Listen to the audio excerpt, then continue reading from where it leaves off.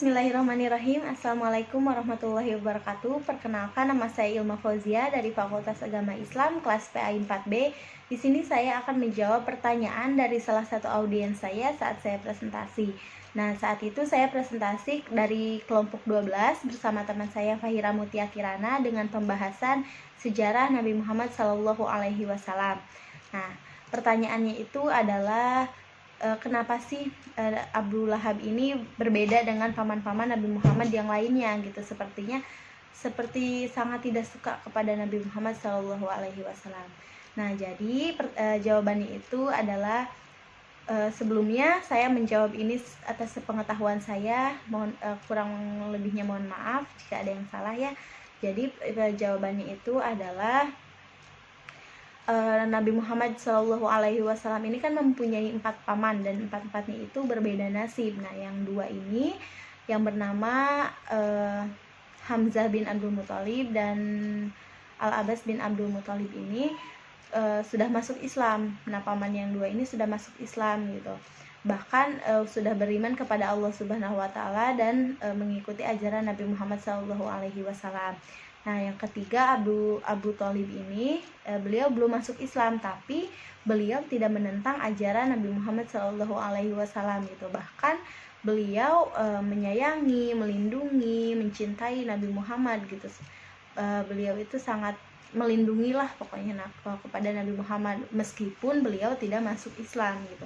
Nah, selanjutnya yang terakhir ini pamannya itu yang bernama Abu Lahab. Nah, yang menjadi pertanyaan. Nah, Abu Lahab ini sangat menentang ajaran Nabi Muhammad SAW. Nah, Abu Lahab ini sebenarnya nama aslinya itu Al-Uzza bin Abdul Muthalib, kalau nggak salah ya, namanya itu Al-Uzza. Dan karena kelakuannya yang seperti ini dan kekafirannya, maka beliau diganti namanya Abu Lahab yang berarti api. Nah, kisah Abu Lahab ini berakhir tragis dan diabadikan oleh Allah Subhanahu wa taala dalam firman-Nya Quran surat Al-Ahzab ayat 1-5. A'udzubillahi minasyaitonir rajim. Bismillahirrahmanirrahim. Tabbat yada abi lahabin wa tab, ma aghna anhu maluhu wa ma kasab, sayasla naran zata lahabin wa imra'atuhu hammalatal hatab fi zidiha hablum mim masad. Nah, diceritakan sosok Abu Lahab ini merupakan sosok yang paras rupawan, terus kepintaran yang tinggi gitu, jabatan yang terpandang di suku Quraisy. Nah, beberapa ulama ahli tafsir mengatakan bahwa kebencian Abu Lahab ini imbas dari persaingan dengan Abu Thalib karena menjadi kepala Bani Hashim dan sangat melindungi Nabi Muhammad gitu. Seperti yang tadi saya ceritakan bahwa Abu Thalib ini sangat melindungi Nabi Muhammad gitu. Nah, Abu Lahab ini merasa dirinya itu lebih pantas gitu, Kak. Mungkin kalau bahasa sekarangnya itu lebih oke lah, lebih oke gue gitu. Jadi merasa dirinya itu lebih pantas gitu untuk mendapatkan jabatan tersebut gitu. Nah, jadi jabatan itu menjadikan kebencian Abu Lahab kepada Nabi Muhammad SAW. Nah,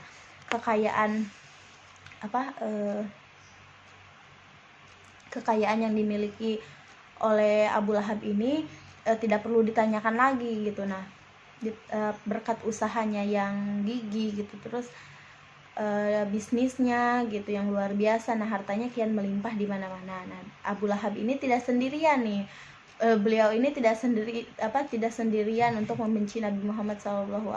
Nah, beliau ini tidak sendirian. Nah, dia bersama istrinya yang bernama Ummu Zamil Al-Aura.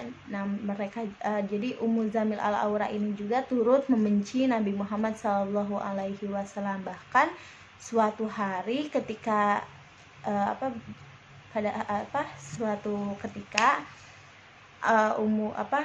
istri Abu Lahab ini menyimpan duri dan kayu di jalan yang biasa dilalui oleh Nabi Muhammad SAW dengan tujuan untuk melukainya. Nah, atas kelakuannya yang seperti itu, yang sudah keterlaluan terhadap keponakannya. Nah, kisah Ummu Jamil Al-Aura ini diabadikan oleh Allah Subhanahu wa taala dalam Quran surat Al-Ahzab yang tadi yang saya bacakan.